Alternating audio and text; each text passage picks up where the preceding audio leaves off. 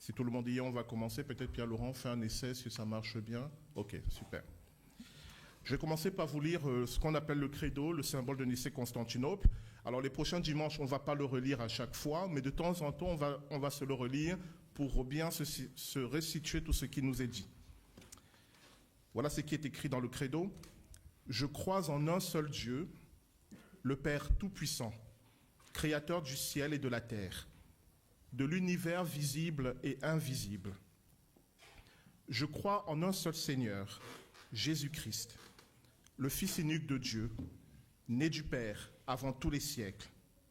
Il est Dieu, né de Dieu, lumière, né de la lumière, vrai Dieu, né du vrai Dieu, engendré, non pas créé, consubstantiel au Père, et par lui tout a été fait. Pour nous les hommes et pour notre salut, il descendit du ciel. Par l'Esprit Saint, il a pris chair de la Vierge Marie et s'est fait homme. Crucifié pour nous sous Ponce Pilate, il souffrit sa passion et fut mis au tombeau. Il ressuscita le troisième jour, conformément aux Écritures, et il monta au ciel. Il est assis à la droite du Père. Il reviendra dans la gloire pour juger les vivants et les morts, et son règne n'aura pas de fin. Je crois en l'Esprit Saint, qui est Seigneur et qui donne la vie. Il procède du Père et du Fils. Avec le Père et le Fils, il reçoit même adoration et même gloire. Il a parlé par les prophètes. Je crois en l'Église, une, sainte, catholique et apostolique. Je reconnais un seul baptême pour le pardon des péchés. J'attends la résurrection des morts et la vie du monde à venir. Amen. Donc voilà ce qu'est le symbole de Nicée-Constantinople. Et lorsqu'il a été élaboré ce texte, on ne parlait pas encore de dénomination. Il n'y avait qu'une église chrétienne dans laquelle il y avait ce qu'on appelle des patriarcats, c'est-à-dire des sortes de grands évêchés répartis un peu dans le monde, essentiellement autour de la Méditerranée. C'est bien après qu'il y a eu des scissions dans l'Église et sont apparus les catholiques, les orthodoxes, puis plein d'autres dénominations. Et c'est pour cela qu'on va parler de concile écuménique, le concile qui a élaboré ce texte, parce que à cette époque-là, les chrétiens étaient unis et ensemble, quand même dans la difficulté, dans la souffrance, ils ont voulu dire leur foi et préciser leur foi. C'est pour ça que vous voyez, ce texte est très détaillé. Et donc, on va, dimanche après dimanche, prendre des énoncés et on va les étudier pour voir ce qu'ils veulent dire. Je vous enverrai sur le groupe WhatsApp le tableau avec pour chaque dimanche le thème qu'on va aborder. Il sera également affiché dans le temple la semaine prochaine. Comme ça, vous aurez une idée, dimanche après dimanche, de l'énoncé qu'on va étudier. Pour aujourd'hui, je vous propose d'étudier ce qui pour moi est une évidence lorsqu'on lit ce credo. C'est le mot par lequel il commence et qu'on va retrouver régulièrement, c'est « je crois ». Je crois. Si tu veux bien. Nous allons commencer par là parce que nous devons nous interroger sur que veut dire « je crois ». Et là, j'ai posé une question, qu'est-ce que la foi et pourquoi est-elle importante dans notre relation avec Dieu? Car dans les Écritures, quand je dis « je crois », c'est l'expression de la foi. Et donc, je vous propose d'étudier cela. Alors, si tu veux bien, Pierre-Laurent. Donc, qu'est-ce que la foi? La première mention dans la Bible de quelqu'un qui dit « je crois » ou dont on dit qu'il a cru, c'est dans Genèse chapitre 15, le verset 6, c'est Abraham. C'est lorsque Dieu promet à Abraham que sa descendance sera aussi nombreuse que les étoiles dans le ciel. Il nous est dit « Abraham crut à l'Éternel, qui le lui imputa à justice ». Et c'est la première fois qu'on a cette notion de croire. Et ce mot qu'on a traduit par croire, c'est Aman, qui vous affichez là. Et Aman, il est très riche de sens. C'est pour ça que c'est intéressant de s'y arrêter. Parce qu'en français, lorsqu'on dit « je crois », on a l'idée de « j'adhère »,« je suis d'accord », et même pire, parfois on dit « je crois », ça veut dire « je n'en suis pas sûr ». Si on me dit « Guy Bertrand, tu penses qu'il fait beau ?» Je crois. C'est-à-dire « j'en suis pas certain ». Mais on va voir qu'en hébreu, c'est l'inverse. Ce mot « aman », première signification, c'est confirmer, soutenir, nourrir. Abraham crut à l'Éternel. Abraham confirma ou croit que Dieu est capable de confirmer ce qu'il dit. Abraham soutient l'Éternel ou Abraham croit que Dieu est capable de soutenir ce qu'il dit. Abraham est nourri de la parole de l'Éternel. Aman a ce sens-là. Il a encore d'autres sens, si tu veux bien. Affermir, sûr, fidèle, durable, pilier. Alors en français, ça nous paraît bizarre, mais en hébreu, un même mot peut avoir plusieurs sens parce qu'on peut rajouter des voyelles, on peut modifier l'ordre des lettres qui va enrichir le sens de ce mot. Et on va dire que Aman est la racine d'autres mots qui ont tous ce sens-là. Il a également le sens de nourrice et aussi de confiance.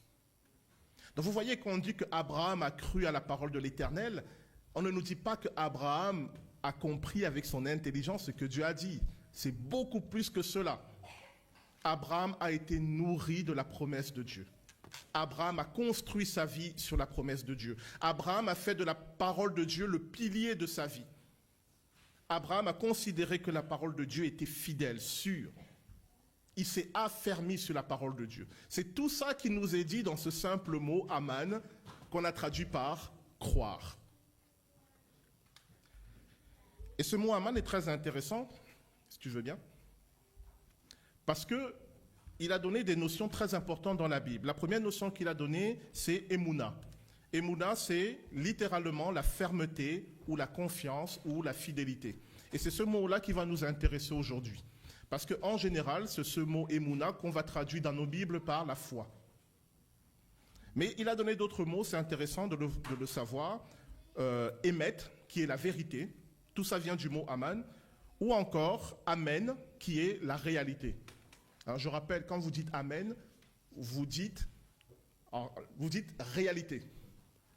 Si je dis Mathéo, Dieu te bénit, et Mathéo me dit Amen, ça veut dire réalité. C'est réel. C'est plus que je signe, je valide. C'est je le vis, ça devient ma réalité. D'accord? Et tout ça vient de ce mot Aman. Et ça a également donné, mais ça on ne va pas le développer, Aman, les richesses. Alors intéressons-nous à Emouna, c'est ce qui est ferme, solide et digne de confiance. C'est ce terme Emouna qu'on va traduire par le mot foi dans nos Bibles.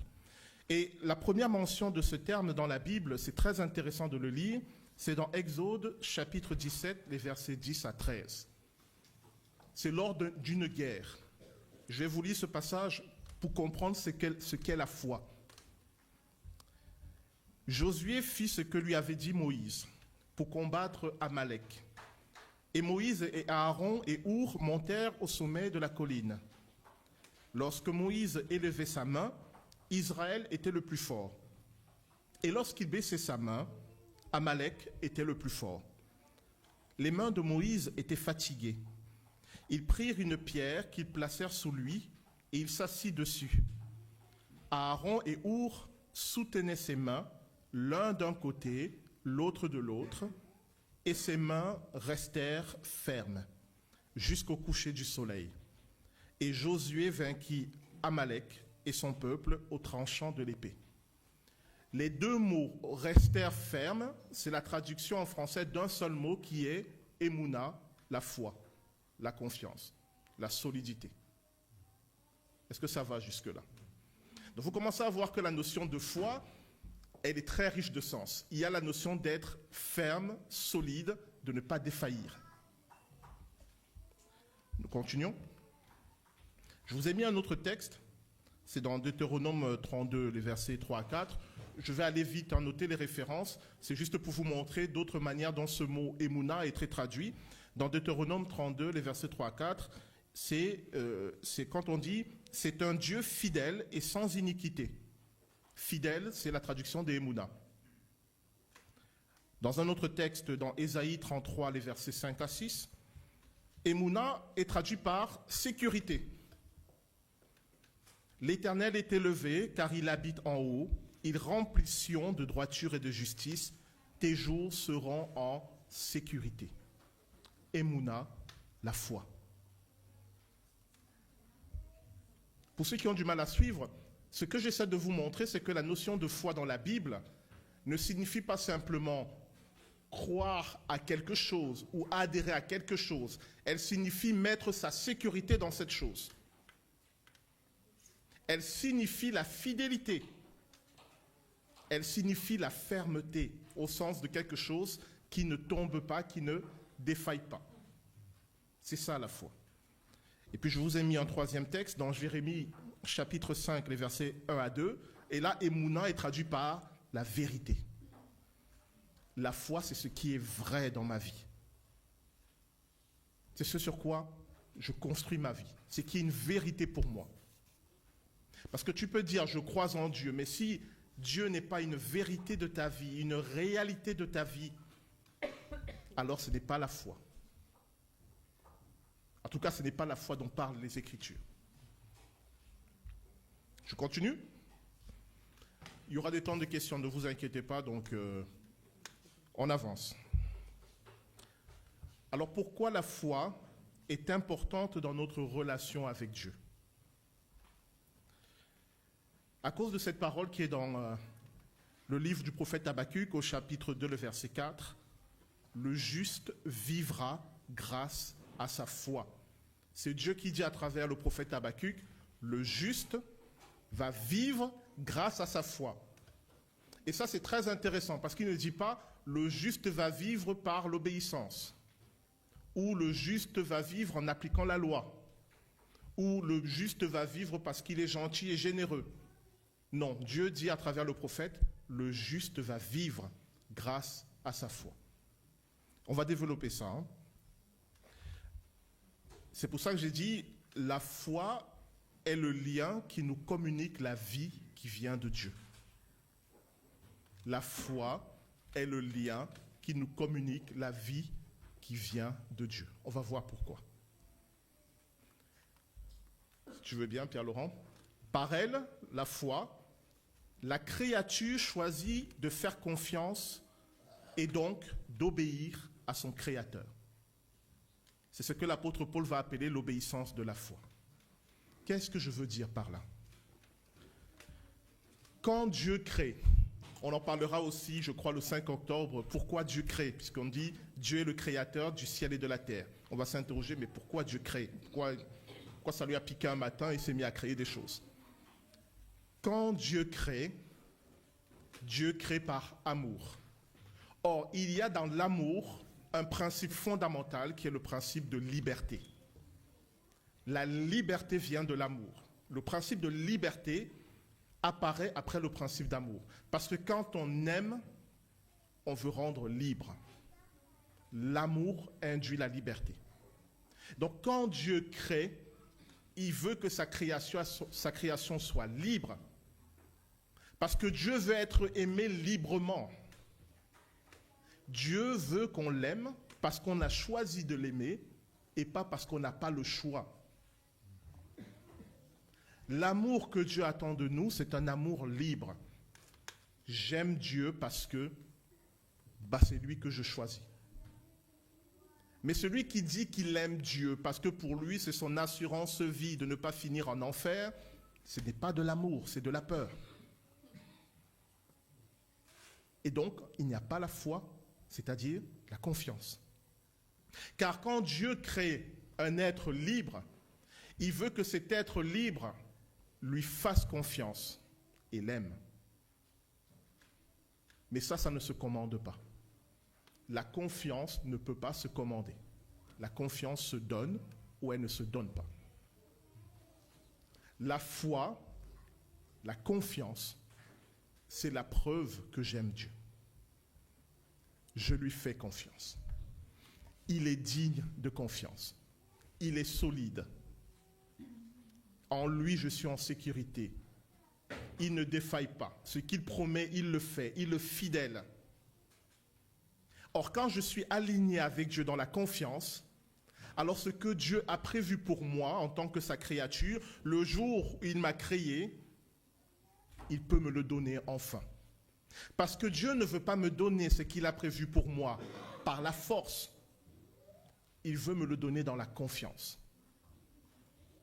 Dieu ne va pas vous forcer à accepter ses bénédictions, ni à accepter sa volonté. Il veut que vous la receviez parce que vous lui faites confiance et que vous l'aimez. C'est la raison pour laquelle le Christ va dire, on ne sera jamais exaucé si on n'a pas la foi.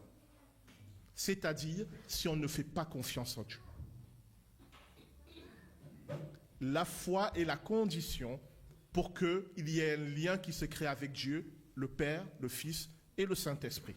Et quand ce lien est créé, alors ce que Dieu a en réserve pour moi, il peut me le communiquer. C'est pour ça que je dis, par la foi, la vie de Dieu peut m'être communiquée. Ça va? Ce que l'apôtre Paul appelle l'obéissance de la foi, dans Romains chapitre 1, verset 5, ceux qui ont commencé l'étude biblique sur l'épître aux Romains, on en a parlé la dernière fois, c'est le cœur de son épître. L'obéissance de la foi, cela veut dire que j'obéis à Dieu. Je fais ce que Dieu attend de moi. Je conforme ma vie à la volonté de Dieu. Ça peut être petit à petit, ça peut prendre du temps, mais je suis dans ce processus de mettre ma vie en conformité à la volonté de Dieu. Et je fais tout cela, non pas parce que j'ai peur de lui, non pas parce que j'attends de lui un gain, mais parce que je lui fais confiance. L'obéissance de la foi. Et ça, c'est ce que Dieu attend de chacun d'entre nous. Que nous fassions sa volonté, non pas par peur, non pas en vue d'une récompense, mais parce que nous lui faisons confiance et que nous l'aimons. C'est fondamental l'obéissance de la foi, parce que malheureusement, il y a beaucoup de chrétiens, beaucoup trop de chrétiens qui sont dans l'obéissance de la peur. Et avec la théologie de la prospérité, il y a beaucoup trop de chrétiens qui sont dans l'obéissance du gain et de la récompense. J'obéis à Dieu et je vais devenir milliardaire, millionnaire, je ne sais quoi. Ça n'a rien à voir avec la notion de foi, telle qu'elle nous est manifestée dans les Écritures. L'obéissance de la foi, c'est « Seigneur, tu es digne de confiance. Ce que tu as prévu pour moi, je sais que c'est pour mon bien. Parfois, je ne comprends pas où tu vas. Parfois, il arrive ce que je crains. Mais je sais que puisque tu es avec moi, puisque c'est toi qui es au contrôle, au bout, il y a quelque chose de bon et de beau pour moi. Je te fais confiance. » C'est ça l'obéissance de la foi. Et c'est pourquoi j'ai mis, si tu veux bien, la foi, c'est la seule offrande que je peux faire à Dieu et qu'il n'a pas déjà. Tout ce que vous pouvez offrir à Dieu, ça lui appartient déjà, puisqu'il est le créateur. Que ce soit l'argent, que ce soit le temps, que ce soit votre talent, tout ce que vous voulez. Vous n'allez rien lui donner qu'il n'a pas déjà. La seule chose que Dieu n'a pas, même en étant Dieu, c'est votre confiance et votre amour. Voilà la seule vraie offrande que vous pouvez lui donner. Et c'est la raison pour laquelle la Bible dit, toutes les offrandes que vous faites, si ce n'est pas dans la confiance et dans l'amour, ça n'a aucune valeur aux yeux de Dieu. Parce qu'en réalité, vous ne lui donnez rien. Vous croyez être en train de donner. Mais de son point de vue à lui, il n'a rien reçu parce qu'il a déjà tout. La seule chose qu'il n'a pas de votre part, c'est votre confiance et votre amour. Et quand concrètement vous manifestez de l'amour et de la confiance en Dieu, là vous avez fait une offrande qui est inestimable. Inestimable. C'est la meilleure offrande que vous pouvez faire à Dieu. Lui faire confiance. Mais concrètement, c'est-à-dire dans le quotidien de votre vie, lui faire confiance.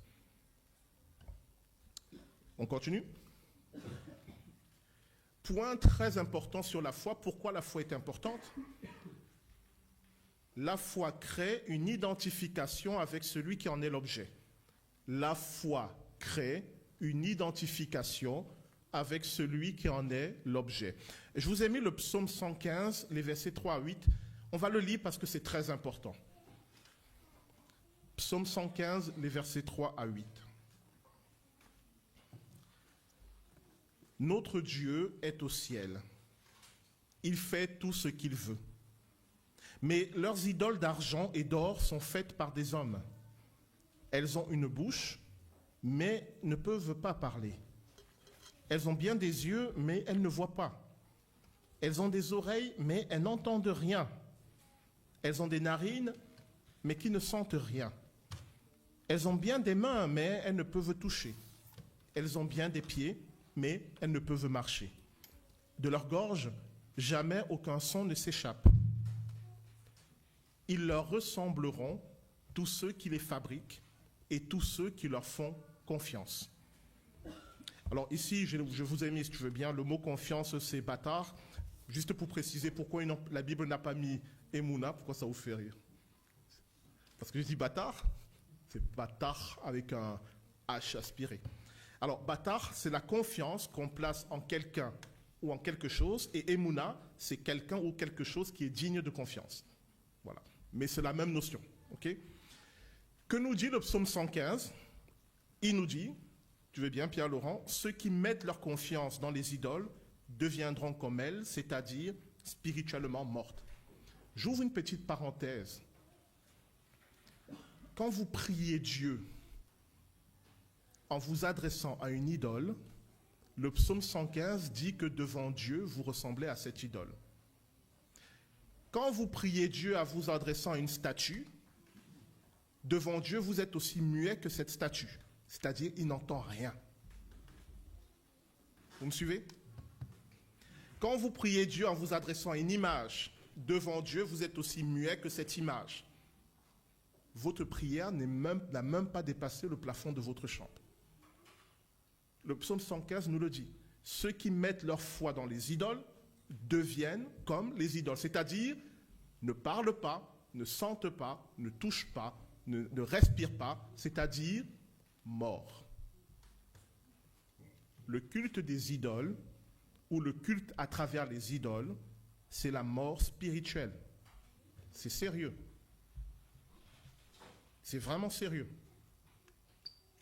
Il y a une identification avec l'objet, avec ce qui est l'objet de votre foi. Je vous l'exprime d'une autre manière. À quoi reconnaît-on un vrai fan hardcore de Johnny Hallyday? Le t-shirt, la moto, quoi d'autre? La coiffure, le look, la démarche, même sa manière de parler. Qu'est-ce qu'il est en train de faire? Il est en train de s'identifier à son idole. Il veut devenir comme son idole. À quoi reconnaît-on un fan de Michael Jackson? Moi, je parle des héros de ma génération, hein, je suis désolé. À quoi reconnaît-on un fan de Michael Jordan? Etc., etc. Lorsqu'on considère que quelqu'un est notre modèle de vie, on veut lui ressembler. Même inconsciemment, on veut être comme cette personne, on va épouser les valeurs de cette personne. C'est pour ça qu'on dit que la foi nous identifie avec celui dont on est l'objet. Si tu mets ta foi dans les idoles, tu vas leur ressembler spirituellement.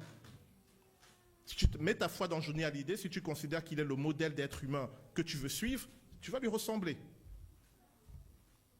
Si tu mets ta foi en Jésus-Christ, tu vas lui ressembler. C'est ce qui nous est dit, si tu veux bien, dans 1 Jean, chapitre 4, les versets 15 à 17. Celui qui confessera que Jésus est le Fils de Dieu, Dieu demeure en lui et lui en Dieu. Et nous avons connu l'amour que Dieu a pour nous et nous y avons cru. Dieu est amour. Et celui qui demeure dans l'amour demeure en Dieu et Dieu demeure en lui. Tel il est, tel nous sommes dans ce monde. Tel il est, tel nous sommes dans ce monde. À partir du moment où Abraham a commencé à faire confiance à Dieu, petit à petit, Abraham a commencé à ressembler à Dieu. Il a épousé les valeurs de Dieu. Il a épousé le caractère de Dieu. Ça ne s'est pas fait du jour au lendemain. Mais il est entré dans ce processus. Et c'est pour ça que les évangiles disent que par la foi, nous devenons les enfants de Dieu. Ceux qui ont des enfants le savent, à quel point nos enfants nous copient et nous imitent. Le jour où vous dites un gros mot devant votre enfant, vous pouvez être sûr que là, c'est resté. mais il copie aussi nos choses positives. Après, oui, il y a l'adolescence, cette période où ils doivent faire le tri un peu, tester les choses. Mais l'enfant est un imitateur. Nous sommes enfants de Dieu parce que nous sommes appelés à l'imiter, à devenir comme lui. Bien plus, Dieu nous envoie son esprit pour nous aider à devenir comme lui. Et ça, c'est par la foi. Si je considère que Jésus-Christ est le pilier de ma vie, le modèle de ma vie, le Saint-Esprit en moi va m'aider à ressembler de plus en plus à Jésus-Christ. C'est ça la puissance de la foi. Je vous ai mis d'autres passages pour que vous ne croyez pas que j'ai pris un passage comme ça au hasard. Hein. Dans 1 Jean, chapitre 3, les versets 2, je vous lis juste la fin. « Nous serons semblables à lui parce que nous le verrons tel qu'il est. » Encore cette notion d'identification. Un autre passage dans 2 Corinthiens, chapitre 3, verset 18. « Nous tous qui, le visage découvert, contemplons comme dans un miroir la gloire du Seigneur, nous sommes transformés en la même image, de gloire en gloire, comme par le Seigneur l'Esprit. » L'apôtre Paul dit beaucoup mieux que moi ce que je viens de vous dire. Le Saint-Esprit en nous nous transforme à l'image de Jésus-Christ, par la foi. Est-ce que ça va? Si tu veux bien, on arrive vers la fin, et puis on aura un temps de questions-réponses. Je vous ai mis ce passage de l'évangile de l'évangile de Matthieu, chapitre 10, les versets 32 à 33. C'est le Christ qui parle. C'est pourquoi quiconque me confessera devant les hommes, je le confesserai aussi devant mon Père qui est dans les cieux. Mais quiconque me régnera devant les hommes, je le régnerai aussi devant mon Père qui est dans les cieux. Je vous ai mis ces deux termes, confesser et régner. Les mots en grec. Confesser, c'est homologeo,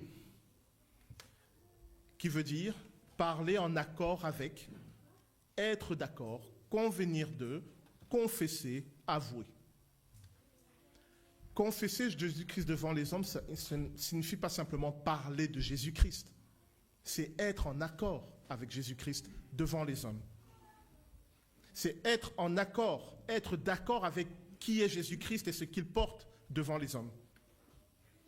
C'est bien sûr confesser dans le sens de reconnaître publiquement que nous sommes ses disciples, mais c'est un peu plus que cela.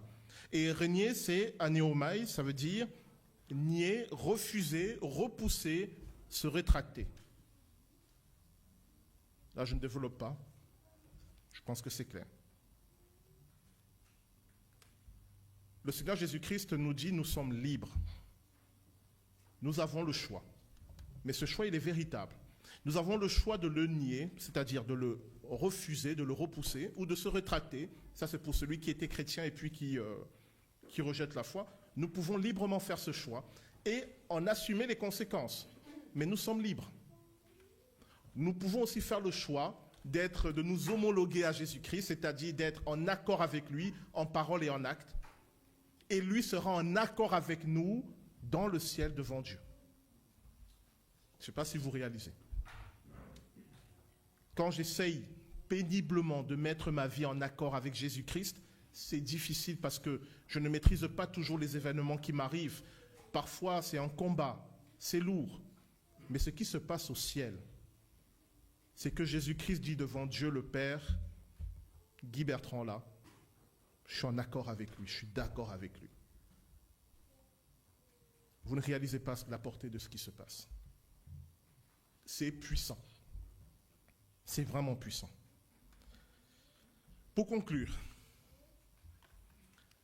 Abraham eut confiance a cru à l'Éternel qui le lui imputa en justice. Si tu veux bien, Abraham est reconnu comme juste dans son alignement par rapport à Dieu et non à cause de ses qualités intrinsèques. Ça veut dire quoi? Abraham est reconnu juste pas parce qu'il était parfait, pas parce qu'il avait tout réglé dans sa vie, pas parce qu'il était gentil, non, mais parce qu'il a fait de Dieu le pilier de sa vie. Et parce qu'il a fait le Dieu le pilier de sa vie, Dieu peut agir en lui pour le rendre parfait, gentil, agréable, tout ce que vous voulez. Dieu ne va pas agir dans votre vie s'il n'y a pas la foi, c'est-à-dire cette relation d'amour et de confiance. Mais s'il y a la foi, il peut agir. Et c'est pour ça que certains disent « Je ne peux pas croire en Dieu parce que j'ai fait telle ou telle chose, ma vie n'est pas juste, ma vie est pourrie. » Mais justement, si tu crois en lui, lui va pouvoir agir dans ta vie. Prendre cette vie que tu considères comme étant dévastée, détruite, pourrie, et en faire quelque chose de magnifique. La foi ne concerne pas les gens qui sont parfaits, mais les gens imparfaits qui veulent devenir parfaits. Les gens imparfaits qui ont soif de perfection. Les gens injustes qui ont soif de justice. Les méchants qui veulent devenir gentils, c'est eux qui ont besoin de la foi. Or, bizarrement, on a inversé les choses. On a dit, la foi, c'est ceux qui sont bien, polis, honnêtes. Non. À partir du moment où Abraham a fait confiance à Dieu, Dieu a commencé à agir en lui et Abraham est devenu un homme meilleur. C'est dans ce sens que ça marche. Si vous considérez que vous êtes un homme ou une femme qui n'est pas au top du top de ce qu'il espérait de sa vie, bah justement, vous avez besoin du Seigneur. Je ne sais pas si c'est clair ce que je dis. Ce n'est pas parce que Abraham était parfait que Dieu l'a appelé. C'est parce qu'il était imparfait, mais qu'il voulait devenir parfait, que Dieu l'a appelé. Tu vois? La relation de confiance avec Dieu, dont l'accomplissement ultime est la vie de Jésus-Christ, nous ouvre à la vie que Dieu a préparée pour nous. C'est ce que j'ai dit tout à l'heure, je ne reviens pas. On continue. La foi est l'accomplissement du projet de Dieu lors de la création de l'être humain. Je vous lis Genèse chapitre 1, les versets 26. Puis Dieu dit, faisons l'homme à notre image, selon notre ressemblance. Tu veux bien? Créés à l'image de Dieu, par la foi, nous parvenons à la ressemblance. Et je vous ai mis une petite photo avant, après, avant la foi, après la foi. Ça veut dire quoi? Dieu dit, faisons l'être humain à notre image, selon notre ressemblance. La photo que je vous ai mise, ce n'est pas peut-être très net, mais nous montre qu'une image peut être floue. Une image peut être déformée. Et moins elle sera floue, moins elle sera déformée, plus elle sera ressemblante. Vous me suivez? Nous avons été créés à l'image de Dieu, mais cette image est floue. Elle ne ressemble pas toujours à qui est Dieu. Et le but, c'est de devenir de plus en plus ressemblant à Dieu. Et c'est par la foi, j'ai envie de dire par la émouna, la confiance, que nous parvenons à devenir de plus en plus ressemblants à Dieu. Voilà, je m'arrête là. Est-ce qu'il y a des questions? Normalement, il y a un micro qui va circuler pour qu'on puisse bien entendre vos questions. Je crois que c'est M. Paris qui a le micro. Ah non, il est là.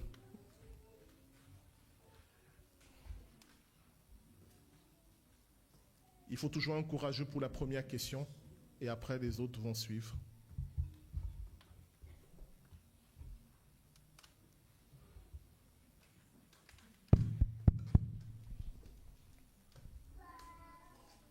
Pas de questions. Non, mais vous n'êtes pas obligé de poser des questions. Hein. On peut aussi...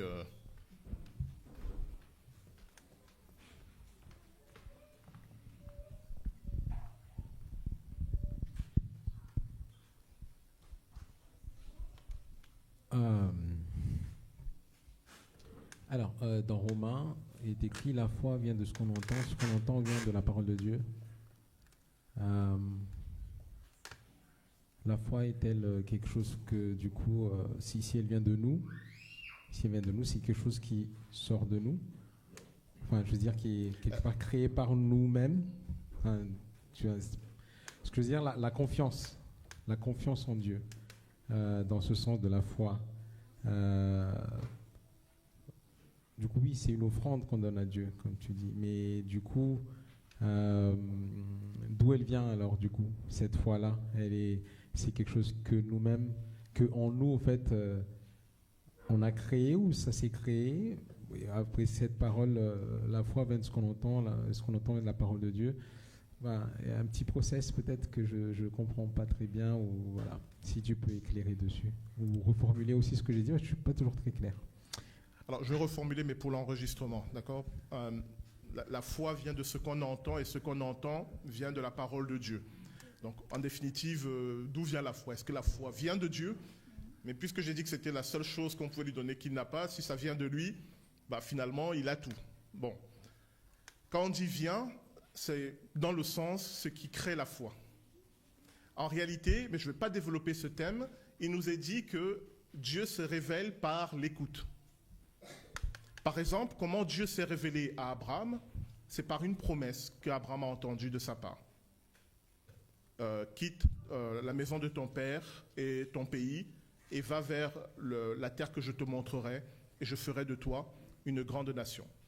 Abraham a écouté la parole de Dieu qui a activé la foi, parce qu'il a fait confiance dans cette promesse et il est parti. Et en réalité, quand on lit les Écritures, on se rend compte que la révélation de Dieu va toujours passer par l'écoute. Vous connaissez la confession de foi d'Israël. Hein. Écoute Israël, le Seigneur notre Dieu est le seul Seigneur, le Seigneur est un. C'est écoute. Et le péché vient par la vue. Par exemple, dans l'histoire d'Adam et Ève, la femme voit le fruit défendu. Et elle considère qu'il est beau et qu'il est capable d'ouvrir l'intelligence et elle le prend.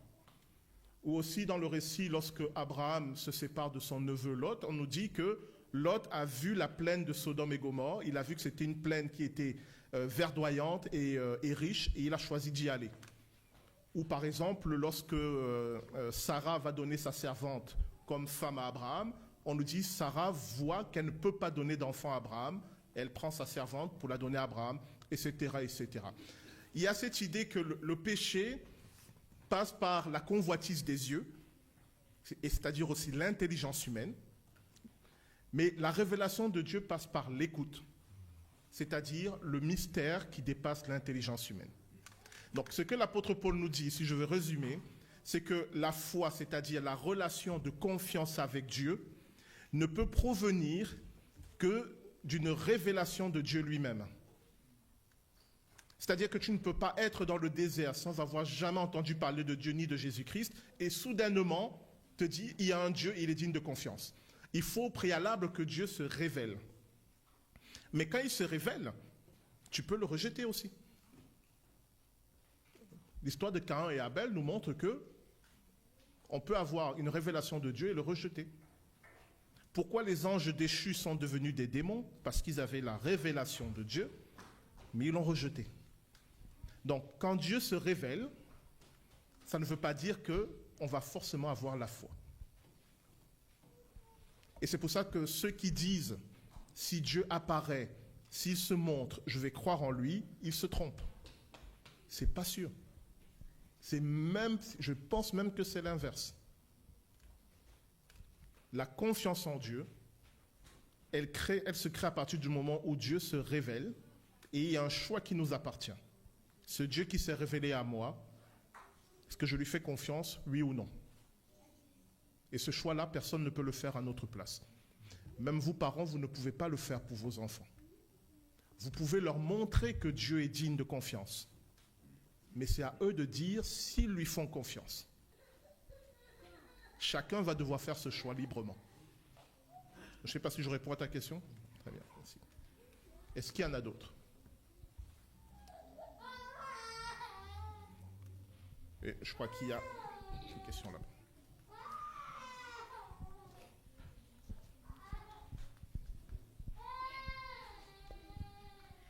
Alors, tu avais dit qu'il était important d'avoir la foi par confiance et non par peur ou par intérêt. Mais en fait, je me demande comment garder un bon état d'esprit par rapport à ça, parce que, par exemple, dans les moments difficiles, on va essayer de se rappeler des promesses de Dieu. Et quelque part, je pense qu'on se dit tous qu'il y a mieux... qu'on a plus à gagner à suivre Jésus plutôt qu'à ne pas le suivre.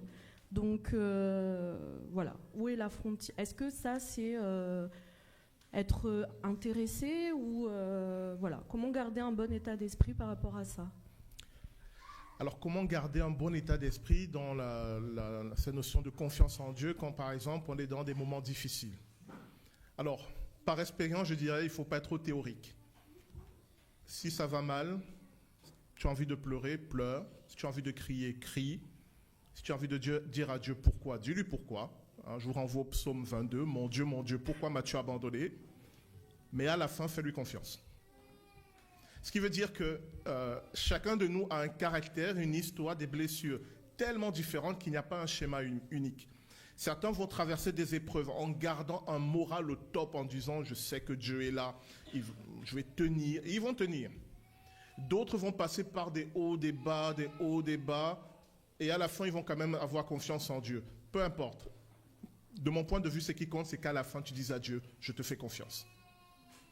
Le Christ, avant la croix, il a eu une crise d'angoisse. Au jardin de Gethsémani, c'est une crise d'angoisse. Une crise d'angoisse des plus terribles. Il s'est vraiment questionné, est-ce que je vais y arriver? Et même pire, il a dit, je n'ai pas envie. J'ai pas envie qu'on me cloue des clous dans la main. J'ai pas envie qu'on me torture, ça fait mal. Donc, niveau foi, il n'était pas au top. Mais à la fin, qu'est-ce qu'il dit? Il dit à Dieu, non pas ce que je veux, mais ce que toi tu veux. Donc, oui, on a des moments où c'est dur, on a envie de dire à Dieu, mais où est-ce que tu es? Tu m'as abandonné.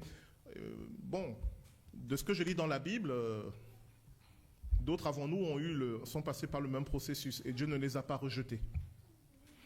Le seul cas où Dieu rejette quelqu'un, j'ai parlé tout à l'heure des anges déchus, c'est pas qu'ils étaient déprimés ou ils passaient par des mauvais moments. C'est qu'ils ont fait un choix délibéré en toute conscience, sachant qui est Dieu, de le rejeter. Heureusement pour nous, on ne fait pas ce genre de choix tous les jours. Je sais qu'il y a des êtres humains qui l'ont fait, mais ils sont une minorité. Une minorité. La plupart d'entre nous, on passe par des hauts et des bas. Mais ce n'est pas grave. Juste à la fin, faites confiance en Dieu. Même si vous lui avez dit les pires horreurs, tu n'existes pas, je ne t'aime plus, ok, vous avez besoin de vider votre sac. À la fin, dis, ok, mais quand même, je te fais confiance. Parce que quand vous êtes dans cette détermination-là, vous avez fermé la porte à Satan. Et Dieu ne va jamais vous reprocher d'avoir souffert. Parce que la condition humaine est dure.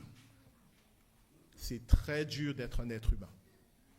Donc on ne va pas nous reprocher de mal le vivre. D'accord? Mais à la fin, faites-lui confiance. Et ça, par contre, c'est l'expérience. Comment je sais que Dieu est digne de confiance? Mais parce que je l'ai expérimenté. Parce que dans les moments de ma vie où je n'avais plus personne sur qui compter, mais lui, il était là, j'ai vu qu'il était digne de confiance.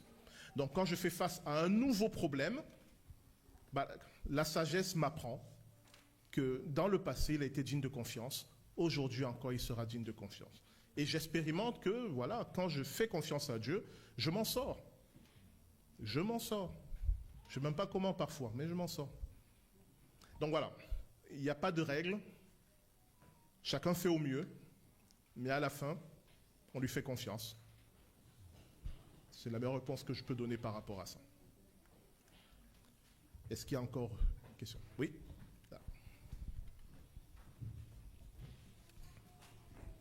Après François, je prendrai une dernière question. Donc, celui qui est timide, qui n'ose pas, c'est le moment ou jamais.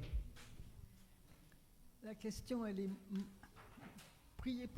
croire pour moi, avoir une grande confiance. Dieu gère ma vie, entre guillemets. Ça peut paraître prétentieux, mais je peux me dire, bon, ça, je peux lui faire confiance.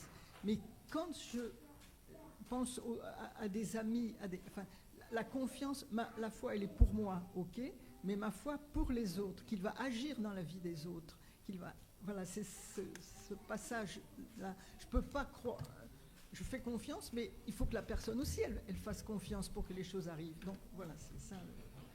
Voilà. Ce que dit François, c'est que pour elle a la foi, elle croit que Dieu agit dans sa vie, mais parfois pour les autres, c'est un peu plus compliqué de croire que Dieu agit parce que parfois, c'est ça, hein, des gens qui passent par des situations difficiles, autant on peut avoir la foi pour soi-même autant ça peut être difficile pour les autres.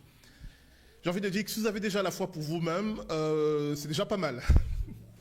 Alors peut-être je fais le nivellement par le bas, mais moi il me semble que quand je lis dans les évangiles, ce que Jésus attend de chaque individu, c'est d'avoir la foi pour lui-même, dans sa relation avec Dieu. Maintenant, la foi pour les autres, je dirais, ça serait bien, oui. Et si on a du mal, il faut demander à Dieu. Si je vois quelqu'un qui souffre et je veux l'aider, je veux que sa souffrance se termine, mais j'ai du mal à croire que sa situation va s'arranger, pourtant je sais que Dieu existe, je sais que Dieu est là. Je peux demander à Dieu, viens augmenter ma foi dans ta capacité à agir dans la vie des autres.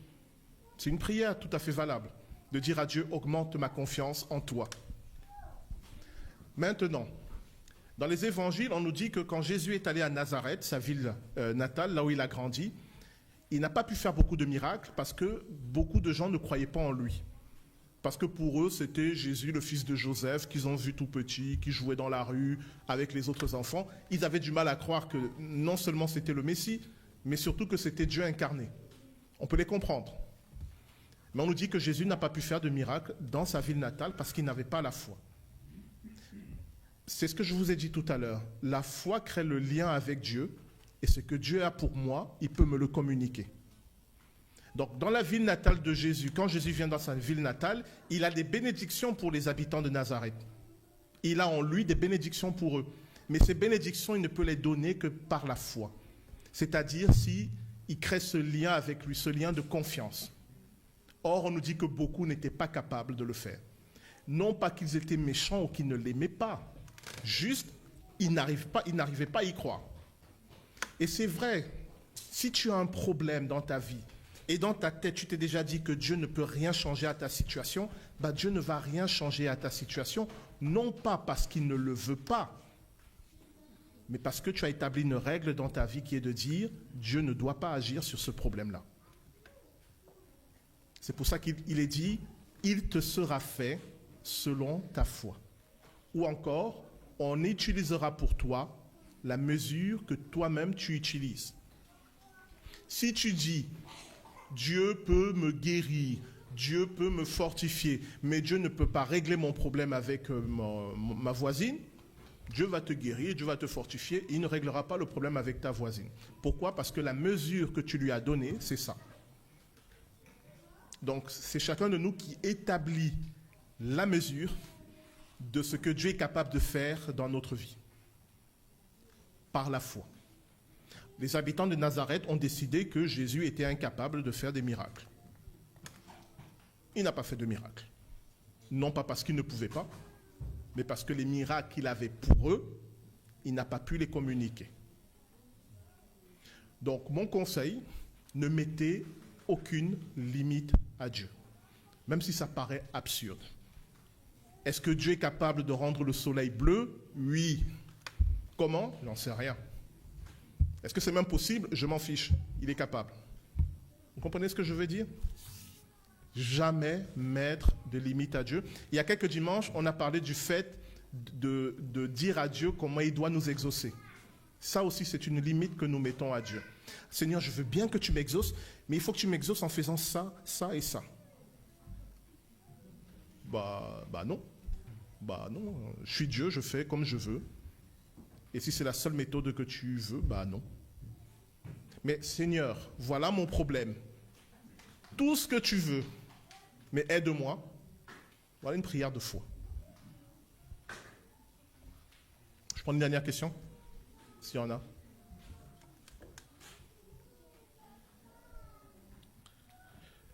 S'il n'y en a pas, alors on va prier. On va dire à Dieu, donne-moi la foi ou augmente ma foi. Mais au sens de la confiance, de ce qui nous est décrit dans la parole.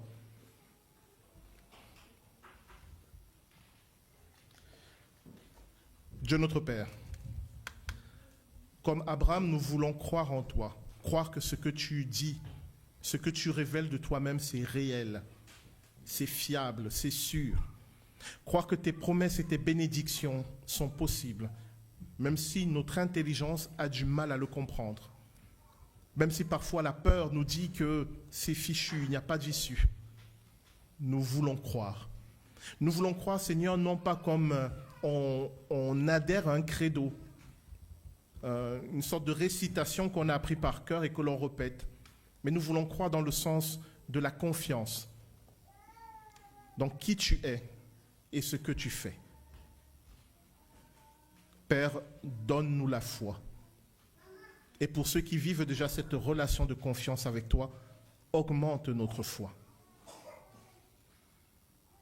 Car nous voulons devenir pleinement les créatures que toi tu as créées.